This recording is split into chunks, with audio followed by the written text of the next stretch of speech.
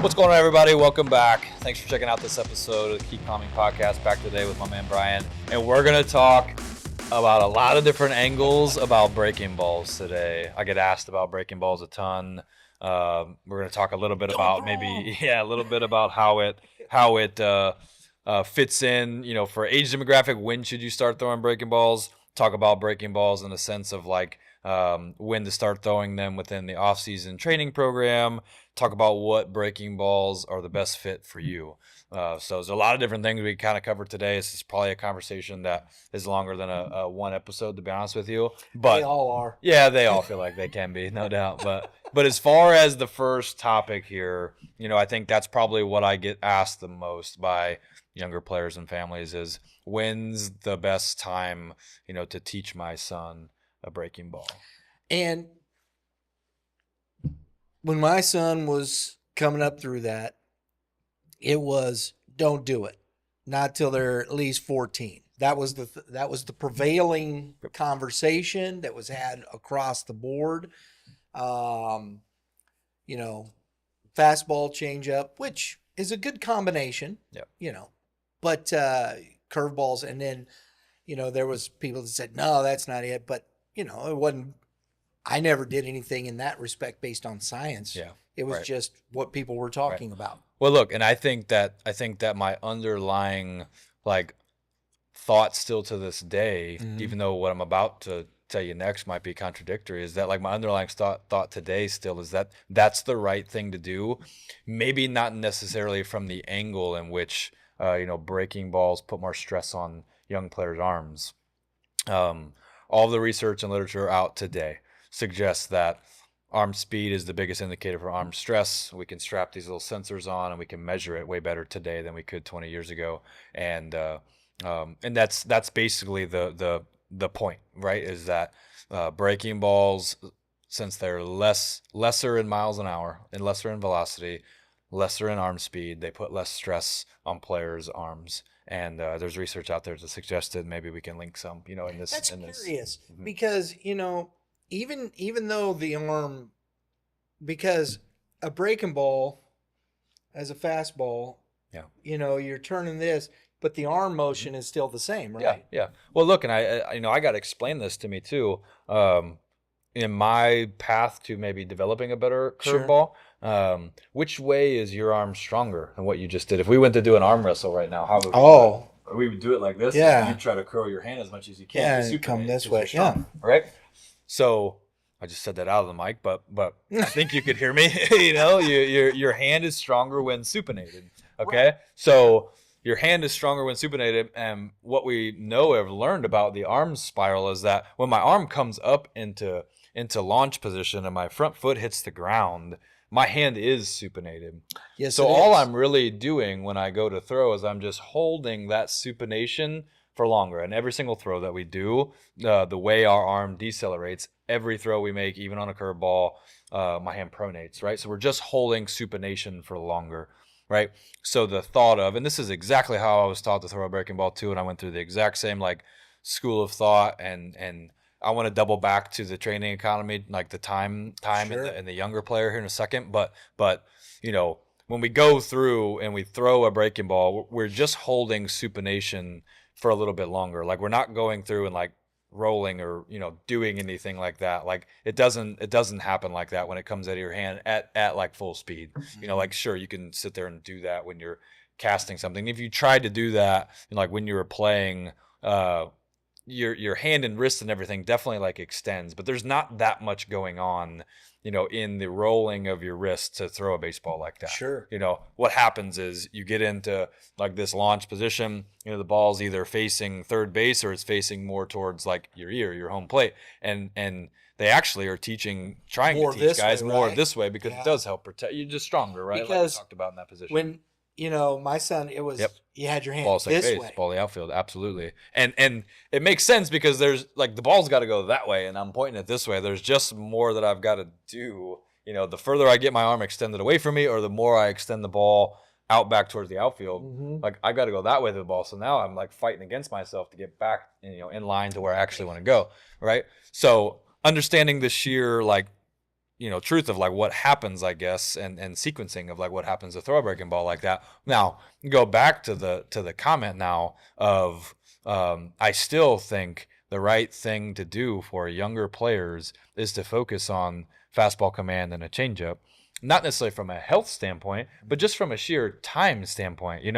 When you're younger, you can get away pitching. You can get away with a lot of things as a pitcher simply because the hitters aren't familiar with off-speed pitches or velocity or like whatever, right? Like, you got all these top pitchers at these younger tournaments, and all of them are the hardest throwers, or they've got some type of like gimmick pitch. Okay, right. And we call them gimmick pitches is because it's like, well, if they threw that pitch to a kid that was 2 or 3 or 4 years older, that kid would crush that pitch. It's just because like that little eephus curveball or whatever, these younger kids, the gravity curveball. Yeah, they're just not used to seeing it. It's the differentiation that gets them out, simply because they're just not like mature enough hitters.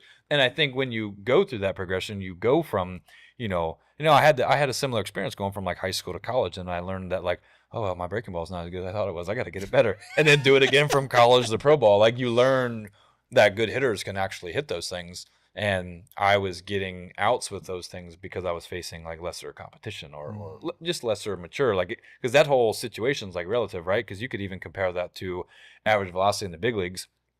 You take 94 now, back 20 years ago, throw a guy out there that throws 94 from today's game, and he'd blow a lot of people away. But the hitters have all kind of like, kept up with that because it's just relative to the rest of the league. Right, 94 doesn't look as fast when you see 94 every single night, and that's more of my relativity kind of comment there. But at the end of the day, those kids, like where they're at in their progression, you're actually probably doing them a disservice by teaching them a breaking ball to go out there and have success, because it's kind of a false sense of success, maybe is how I'd explain it.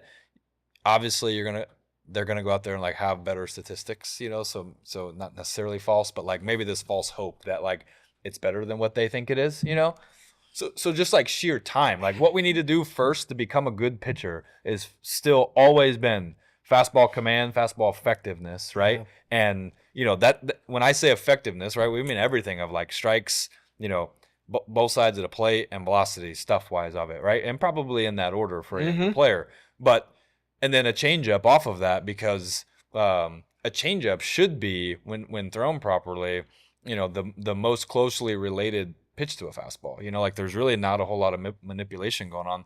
For very young kids, when I'm first teaching them how to do it, I tell them, like, if you throw a fastball with these 2 fingers, man, you're just throwing a fastball with these 2 fingers, and let the other ones rest there. And you just want a little arm side run. A little bit, and then you can build off of that. You can start to talk more about like, variations off your fastballs as players get older, because, you definitely don't want to get older and have that thing be like a B fastball is what I'd call it. You got like your A fastballs, your good one. And then that's what I would have called my changeup, was just a B fastball, because those get hammered. You might as well throw your fastball at that point. If you leave it hanging, especially. Yeah, absolutely. So you want to maximize movement, or you want to maximize like a velocity change as you get older. But like when you're just introducing those things, just basically just like what I started with, the point is that there's a slight variation. You don't need as much of a variation at younger levels to do things like that with players. But even on a changeup, like, you're wasting your time doing a changeup, because most of the time, if I'm really good with my fastball, I can go up, down, in and out with good command and good stuff with it. You get all those others out too, like, so I'd rather you take your lumps on learning how to like pitch it the right way, rather than just jumping to something so quick that's going to give you like easier success, but maybe, short-term success, but like maybe long-term hurdles, obstacles. I got to do this. It's a PSA for hitters. Yeah. Okay. Because we're talking pitching, and I this is something I watch. You're talking about hitters. You're talking about, lesser hitters. You can get away with this stuff. And I see this in high school, that we pitch away all the time, and you're talking about these things, curveballs and things like that, and hitters. Look, if you will learn to hit the opposite field, you might be able to hit the curveball. Yeah, that's a PSA. Yeah, I'm sorry, I didn't want to, but I just that's definitely right. That's definitely right. Your hitters that, well, I mean, at the end of the day, especially, I mean, that's part of like building an arsenal, like as a pitcher, like Right? trying to like build a game plan is that, if I threw a breaking ball that I even marginally executed away, my curveball was enough off of my fastball as most people's breaking pitches are. Like very rarely are you going to see a guy that throws, 90 and then throws an 87-mile slider. It just doesn't usually happen that way. So the fact that a guy could be on time and hit you can't really do both when the pitches are good, right? The lower levels, it's a little bit harder to predict because I do think you can be looking for, at a younger age, be looking for an 80-ish mile an hour fastball and still be able to hit a 70-ish mile an hour breaking ball because It may not 80's spin just a as little much. slower. Yeah, it's just a little slower. You have more reaction time essentially. But when it's 90 or 90 plus, like if somebody hit my breaking ball, then I knew and hit it hard, like drove it to right center. Okay, like what you're talking about. I knew that in that moment that was the wrong pitch because I should have thrown an inside fastball because you really just can't be on time to hit both. Gotcha. Yeah, I So understand exactly. so yeah, I mean Yeah. you doing that, but then after that, if I watched you do that, then you'd be getting hammered fastballs in until you proved you were ready to hit that, and then I'd go back to the curve, and that's the whole game within the game kind of conversation. Absolutely. How do you construct an out? Yeah, I mean you got to know who you are for sure. That holy smokes, I mean that's a huge. I'm sorry I couldn't help it, but it just popped Yeah. in my head. But I want to ask you about this as we go into the curveball conversation. You got longer fingers, Yeah. which is usually a telltale sign for a good pitcher. Mm-hmm. Having, my hands are decent size, but I don't Your just hands, have long fingers especially. Yep. But, when you have a 10, 11, 12-year-old, do you think about that part of it when you start working on what pitches they should throw? If we're going to start at that part of it, right? Yeah, I think that age is actually too young to start with too much in-depth grip stuff, only because they're going to go through puberty and everything about their bones and skeleton and muscle mass and everything is going to change so much that like you start learning grips and stuff, and something that's successful for you at 10 like may not be what you need to do. So it's kind of like that long term, I think at those ages, you're trying to like build athletic throwers. You're trying to find grips that just like feel comfortable in their hands. Because we're not talking about like high level strategy. They're not throwing the ball hard enough yet. You see a lot of 3-finger pitches, even with a fastball. And I mean something like that. Like I think would generally fine. Like I think you're trying to encourage them to get to 2 fingers or something that's more traditional, like as fast as possible, simply because 3 fingers is going to cause more friction, and friction we know slows things down. So like you're throwing more of a changeup, and if you have to do that to command it more, then at 10 or 11 or 12 years old, that being more of the priority is like totally fine and reasonable. But the concept of like grips and seam orientation is what I would call it, like doesn't really come into play till you get older and you start throwing the ball harder. But holy smokes, like especially these high school or college age kids who do throw 90 plus that we get to see and talk with and work with, nobody really understands the difference in how I can make the ball move. I'm going to throw it exactly the same way, but literally just the seam shifted in my hands slightly is going to make a huge difference. And people can't really appreciate it until you start to throw on number thing, like TrackMan and stuff that's like producing ball flight metrics.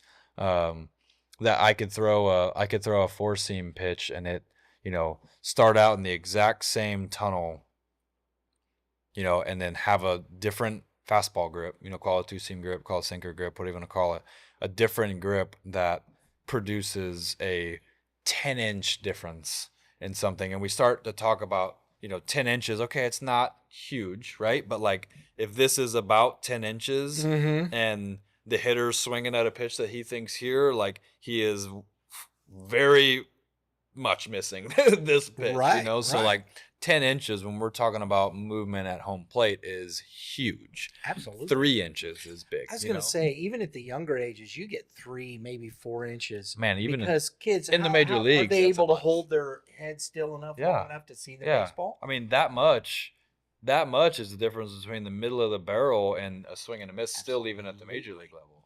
Yeah. So yeah, I mean, 10 inches is huge. And so, and you know, like, seam orientation when you're 10 to 16 years old, like, doesn't really matter. And, you know, it's not really something that gets talked about a ton, you know, but like, you know, there's so many people. Orientation. Yeah. Explain that. But just how the ball flies through the air, like where the seams are at, you know, like you probably are familiar more with like a 4-seam grip and a 2-seam grip. But the way that the ball comes out of my hand, even in the... Hold on 1 second. Drew, grab me a baseball over there. We're going to do this. Perfect. We got baseballs. Great. Well, this is always been. It's in the chair over there, buddy. Yeah. I think the there you go. I think the concept of... Courtesy of Coach Perkins. Bingo. Coach P. Looks like a Coach Perkins ball.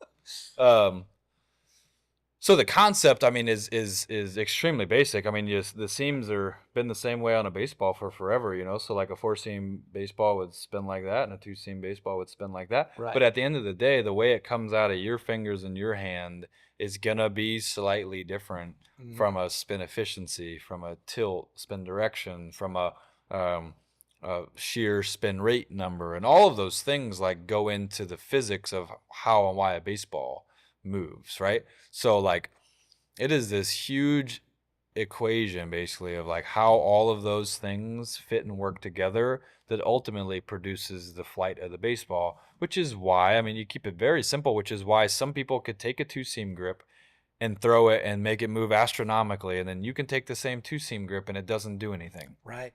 And I've seen people do a 2-seam grip with their fingers closed. Yep. Just like that. Yep. And then some get it a little wider. Yeah. It just depends on what's comfortable to them at that point, right? Well, not necessarily. I mean, I think what you actually try to do from a very high level look at this is that you're kind of trying to figure out what the way your body's put together, the way your arm and release point works, and the way you throw the baseball. How can I generate the most movement or velocity or whatever the goal is? How can I generate the most movement with this pitch? And then when I find that, then I throw it a million times to try to get that to feel comfortable. Gotcha. You know, Gotcha. I actually don't think sense. It's the other way around. Because if you just find what feels comfortable, truthfully, usually what feels more comfortable is the pitch that doesn't move as much, because that's way easier to command. Right? That makes like sense. It's just less going on. I can repeat it and throw it for strikes better.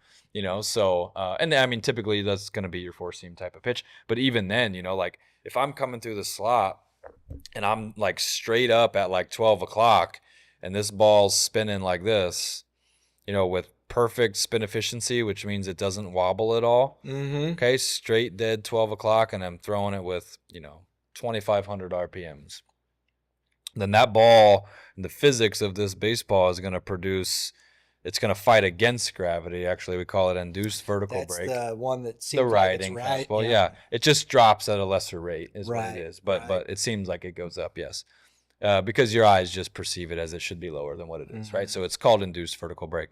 And the more, so keep all those exact same things I told you, and the more that I just tilt this ball on its side, which is going to be your guys who, you know, maybe throw at a little bit of a 1 o'clock angle, or maybe it's a guy that throws more at 12 o'clock and he pulls his shoulder out a little bit early, so it tilts the ball out kind of this way, you know, like he kind of flies out a little bit on it. The more that ball goes that way, you know, it is very simple, you know, take all of those controllable things I told you, tilt that ball on its side, and the ball is just going to go, you know, this way more, or appear that it goes this way more, right? And then you could take that all the way, you know, to the side. The ball is going to follow the seam orientation. You know, you've got all those other things in it too, with spin efficiency, spin rate. You know, you could add or subtract all those different elements to get different byproducts of like what the ball is going to do. You know, there's a number that we look at called like true spin. Basically, you know, spin rate, and I mean, this is the stuff that I guess once you understand the deeper analytics of the game, and then you watch a game on Fox and they're talking about the velocity and the spin rate. It's like, well, that spin rate doesn't really mean anything. But the spin rate, it's good for the fans. Yeah, right? sure. It spin rate is good for potential of movement, but you can throw a pitch with 3,000, which is generally high for any pitch, 3,000 RPMs, and it not be a good pitch. You know? Now, if all those other metrics kind of align with quality, spin efficiency for the pitch type, which can vary, and spin efficiency, spin rate, and like the tilt and the axis of the pitch, then like that's where you start to produce like, movement for it. Gotcha. So yeah, I mean that's a little deeper maybe than what you're asking, but like seam orientation, like how the ball is flying through the air out of my hand and reacting with the wind. Yeah. To the catcher's mitt, because at that point, especially with the ball moving that fast, and we have the shortened reaction time, 3 inches is the difference of winning and losing there. So let's hang on to that. I want to, because we're talking about curveballs now. We're talking about a 12-year-old as opposed to maybe a 16-year-old and whatnot. And you're putting a grip in that and spin rate and all those things. As a 12-year-old, you're teaching them a curveball. What is a basic thing that you would start to approach that at? Yeah, that's a great question, honestly. I think what the only thing that I would really try to get out of that, even still with the changeup conversation, is give them like one thought and just let them throw it a whole bunch of times before we start trying to do like too many different things, right? Like I'll give you my changeup. To be honest with you, I don't know that I would go down that road with a 12-year-old. I don't know that I could give you advice on that because I don't know that I've ever gone up to a player who wanted to throw a curveball at 12 years old and was like, okay, do this, that, and the other thing. What I have done, and straight up from a just from a time standpoint, like I'd rather him focus on his fastball and then this changeup talk, right? So like for changeups, I mean, at first you just want to accomplish the ball feeling comfortable in my hand like this, as opposed to like this, which is just feels weird the first times that you do it. It still feels weird, So the way I try to tell them at first is like, man, if we're throwing a fastball with these two fingers, let's just real quick just throw a fastball with these two fingers and let the other ones like ride on the side and just do that and do that and do that. And we see where the movement's at. We see where the command's at. We see where it's all at. Like the whole goal of it first is just get it feel comfortable in their hand and let them play catch with it. Because if you can't play catch with it, you're not throwing it to a catcher with a hitter in there trying to hit it and umpires calling balls and strikes on it, So first things first, that's what I would do. Yeah.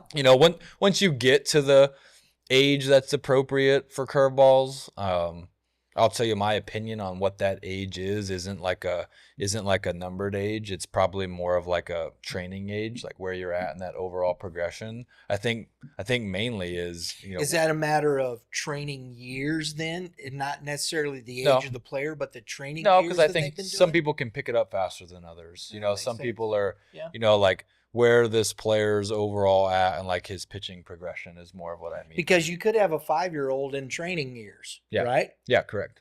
And you could have a 12-year-old who's,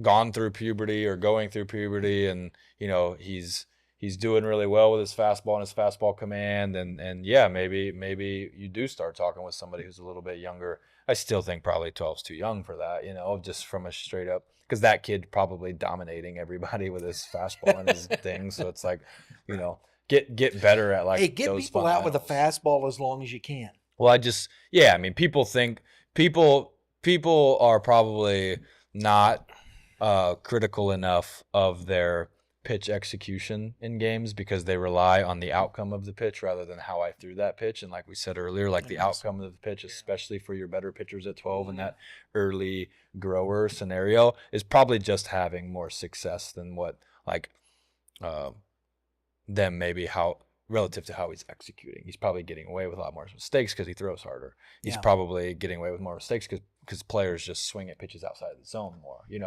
all these different variables that like when we get into there and you have like a game chart and you're actually, how many times did he hit the mitt?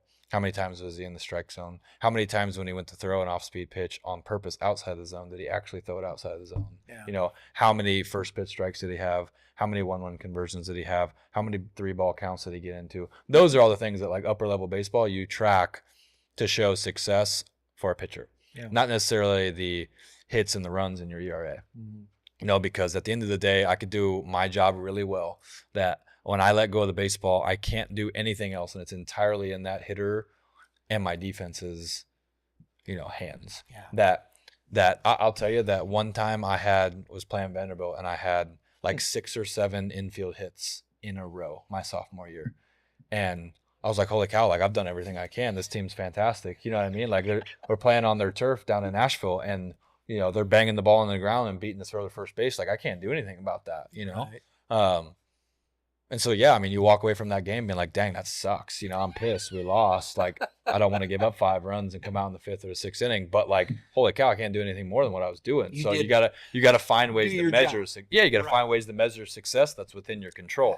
And those are the things that you track and control as a pitcher. And that over the course of an entire season, if I keep plugging away at those things, I'll have big picture success. You can't get so dialed in or like zoomed in on certain games that just don't go your way like that, and you wind up coming out after 3 or 4 innings and you gave up 3 or 4 runs, and there was a blooper here and a double play that didn't get turned there, and like whatever, because then you're always just kind of like externally pointing the finger at like what went wrong in your game, more so of just being like, let me take care of the stuff I can control, and I know big picture wise I'm going to be in a good spot.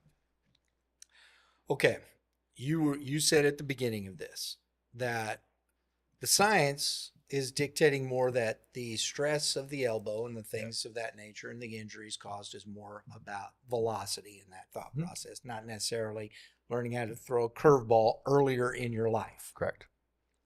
So, and then as we've gone through the conversation, you said, I don't necessarily wouldn't teach a kid at 12, depending upon, and it may just depend on the physicality of the kid, right? Yes, still wouldn't recommend it, just from a time standpoint. And I think there's other bigger fish to fry, in my opinion. Okay. So, as we have youth coaches watching, we have people watching that are dealing with 5, 6 kids, and how does this coach take this information and apply it within that structure? Yeah. I think your younger pitchers, you're trying to get them to be the most athletic throwers they can be, right? Being like in tune with their body. Like I love throws from shortstop just as much as I love throws on the mound, like because your most athletic throwers typically have the highest ceilings to be pitchers, right? So like at early ages, we're so quick to teach them pitching. I'd be worried that without also doing a lot of athletic throwing, exploring their body and their movement patterns and how they work and feel and think, we actually might be limiting their ceilings, by getting to it too quick.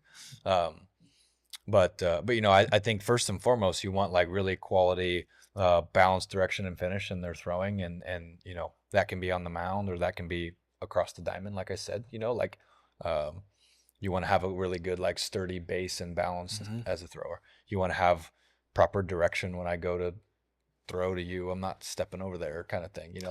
My body's all kind of like working in sequence. And then I throw, finish, and decelerate like properly, I would be looking much more at like how the body moves, how the arm works, how the timing works at those ages, way before I'd get into any other, extracurricular thing like that. Yeah, because it's also like it's just not really going to matter,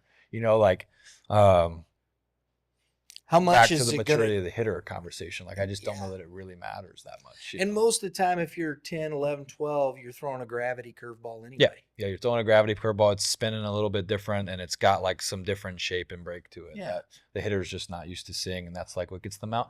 And I do get conflicted about some of this stuff at times because I do truly believe that winning is such a learned thing, and that we don't really want like showcase players, we kind of call them, you know what I mean? We want to like see these kids be competitive at like early ages, but we don't want it to be so about getting a trophy competitive on Sunday. How? That's it, right? It's not just about a trophy at the end of it, which is nice. Don't get me wrong. And at the end, if you can compete to that level. But to me, I think when you're looking at that situation and you start looking, you got 5 kids that can pitch, but you're playing 6 games. Yeah. define success. Right. Define success for your team, define success for your individuals, and, help them track things that help them define success that's outside of maybe what the game says or suggests or does. Like be working on things, within the games that help them in a little bit bigger zoomed out picture rather than just, we made it to the championship again this weekend. Right. If that should be and I think even that can be, so you got 5 pitchers, but you got 2 kids over here that you're working to get, they're throwing an inning here or there. If they're not quite where they need to be, we've been to the championship game, finished second place, and everybody goes, oh my gosh, when are we going to win the big one? Yeah. You have, because you don't have enough pitching to get to that point yet. Yeah. When it's open and talked about and the forefront of your mind when the big picture here is that like we're all developing, getting better as baseball players, getting better as human beings, that like, that conversation after the second place finish is all just much different than, the coach then taking the chance to backpedal and be like, well, we still got better at all these other things. It's like, I think you're a little bit better off like being very upfront and purposeful, like with what the goals are going into this weekend or going into the season or just playing on this team, like just playing on this team. Like, don't get me wrong, we're going to compete. I'm here to freaking win.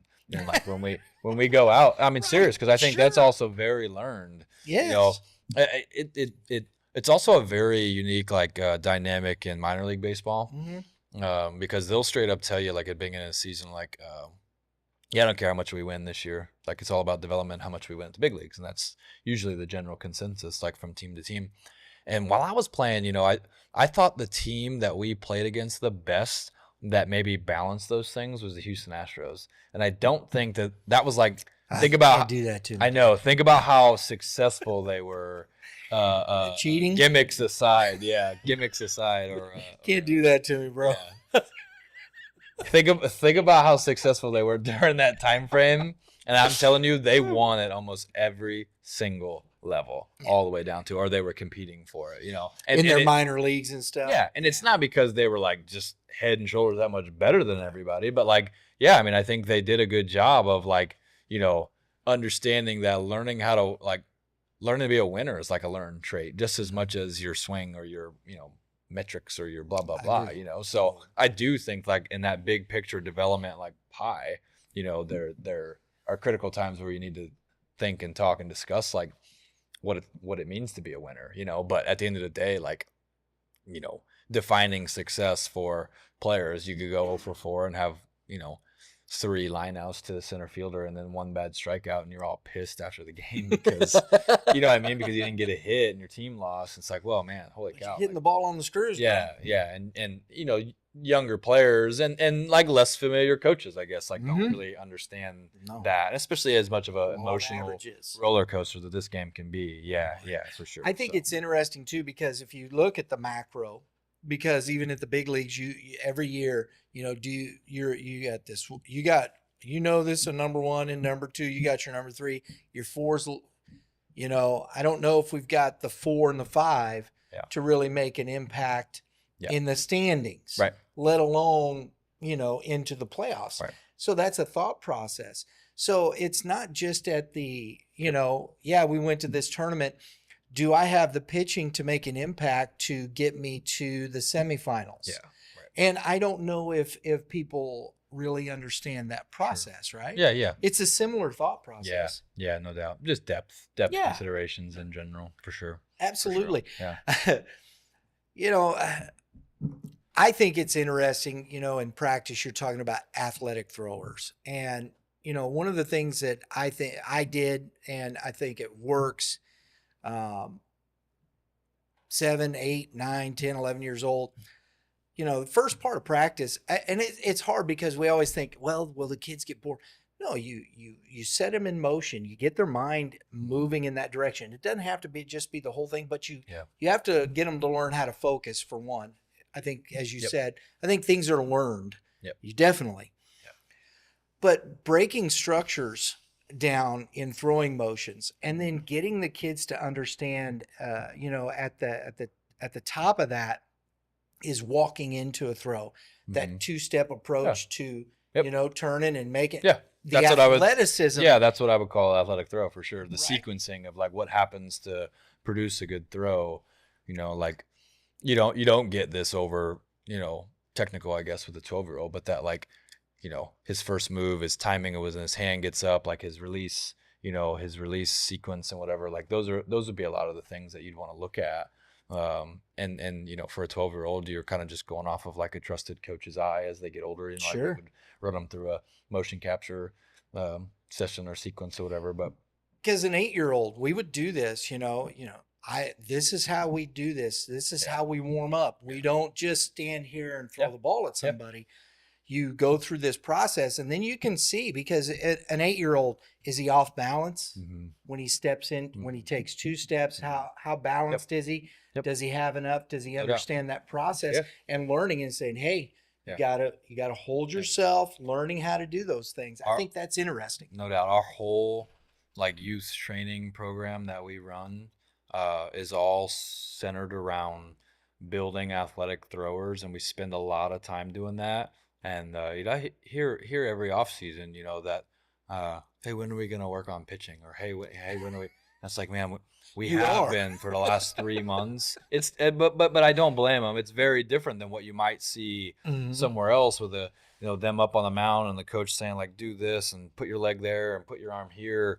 It's not really the approach, like it's a very constraint led approach, drills, environments, that they go through these things to like do athletic throwing movements. And I would say and think and believe that like I do think that a lot of like what hurts, and not in an injury standpoint, but from a development standpoint, maybe injuries like later on down the road, but that's not what I mean, is that what hurts players the most in limiting their season is not, or limiting their ceiling, is being too quick to want to be a polished pitcher before they became like a athletic quality thrower, right? Because I think, well, look, eventually we want all of them to become, because we kind of use that as they get older, like, oh, that guy's just a thrower. He's not a pitcher, right? And we mean it in a derogatory way.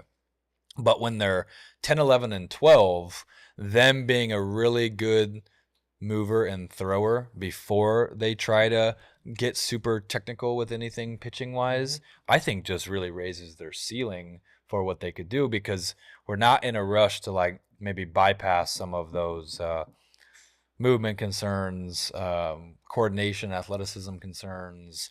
So yeah, I mean, we spend a lot of time doing a lot of stuff that seems probably very build-up-ish to parents and players, and most of them don't get on the mound at all until, like for their teams, until like March or April. So like we don't need to be on the mound in December and January, because you're peaking too soon at that point. They don't understand the overall progression of a throwing program too, right? So anytime, real quick too, like quick sidebar, anytime you build a throwing program, you build it in reverse engineer it, I guess. You pick when I want to be ready, and then you backtrack days and times off of that, right? So if you did that and said, well, our first game, like, call it early. Say it's March 15th for like a really go-getter like youth team, right? Like really good 12-year-old Let's team, go. right? Yeah. March 15th, that's a good date, right? Like, so March 15th, well, February 15th would be like a month before that. You definitely want like a 4-week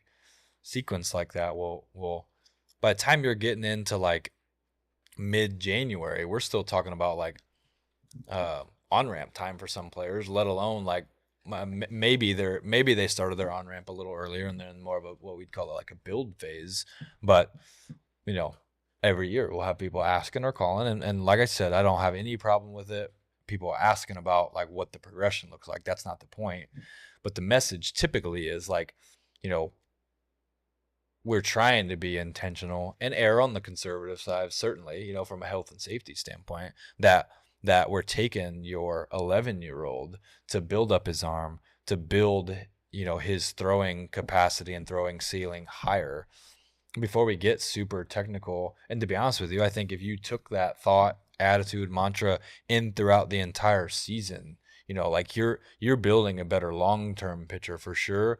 Now, you might take some lumps on like how your stats or games or whatever look like that year. But again, that really isn't the goal. You know, it just keeps coming in my mind how you're talking about this. You know, uh, to me, it's a simple thought process, and just we want the player to learn to become an athlete Yeah, first, amen, right?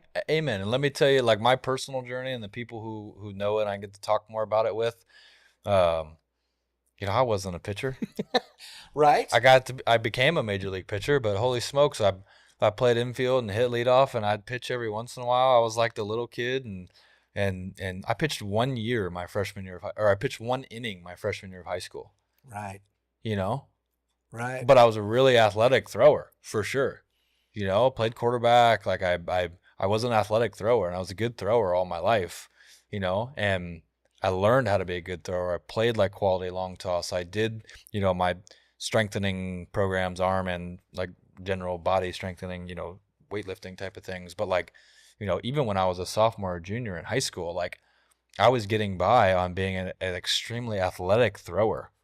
You know what I mean? Sure. Then as I got older, Because you really didn't understand all the technical I stuff. I didn't need to, because I was just up on the mound being an athletic thrower. That like but ultimately that's like then so like and I didn't grow until I was a sophomore. So a little maybe middle of the pack. Definitely wasn't like an early grower.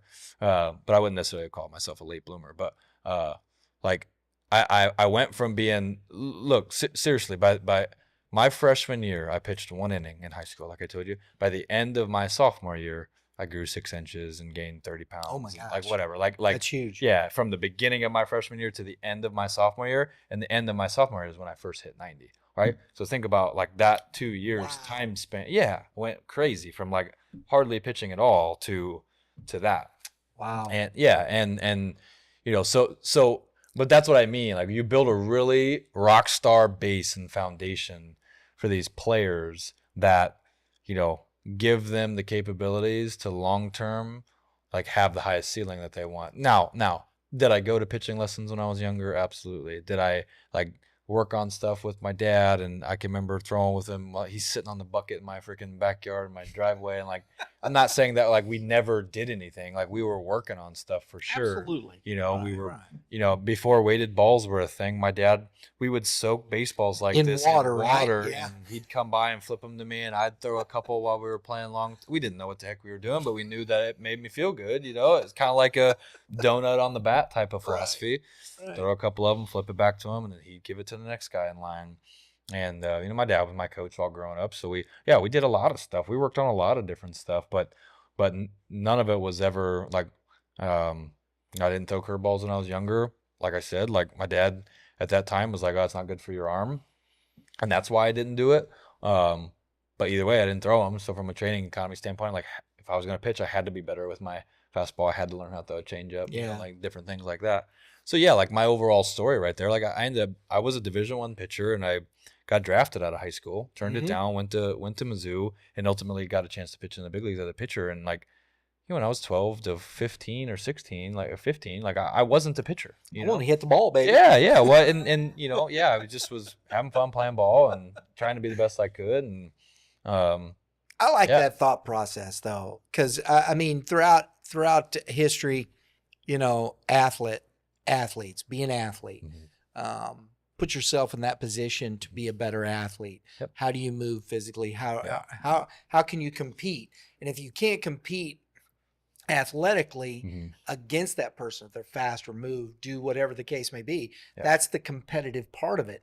So you're looking to gauge yourself against that person or that, that team, that thing.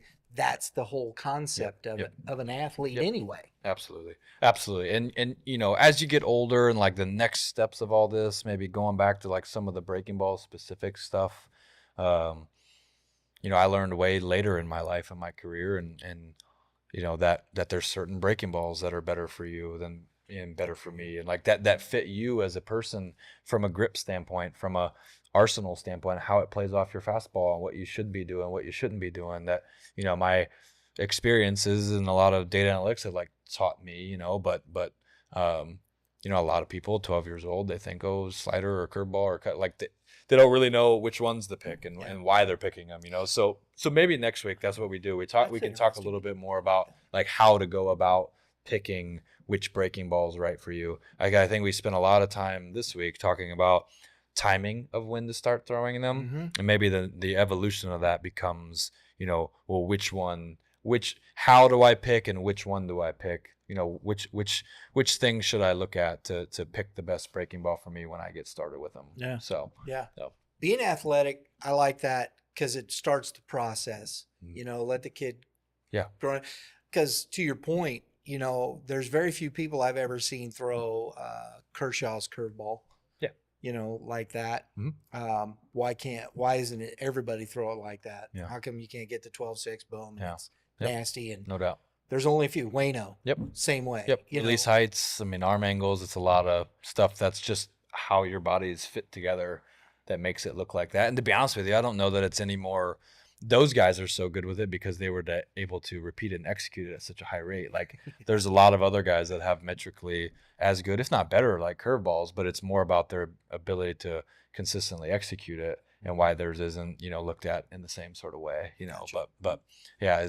And as far as like effectiveness, those two guys in particular paired them up and used them so well with their other pitches that, and when you build kind of a arsenal like that, you're trying to build all these different pitches that complement each other, and how you use them and sequence them ultimately is like what really gets upper level hitters out. It's not just that you've got a good curveball, it's that you use it in a very, deceiving type of way, so we'll talk about that a little bit more next week. I think that'll be good. Yeah. So thank you guys for checking out this episode. Really appreciate you guys tuning in. If you guys got any comments or feedback, please leave us a comment down in the section below. Next week, we'll go through a little bit more breaking ball stuff. But yeah, you got something else you want to share? Tell folks where they can follow you.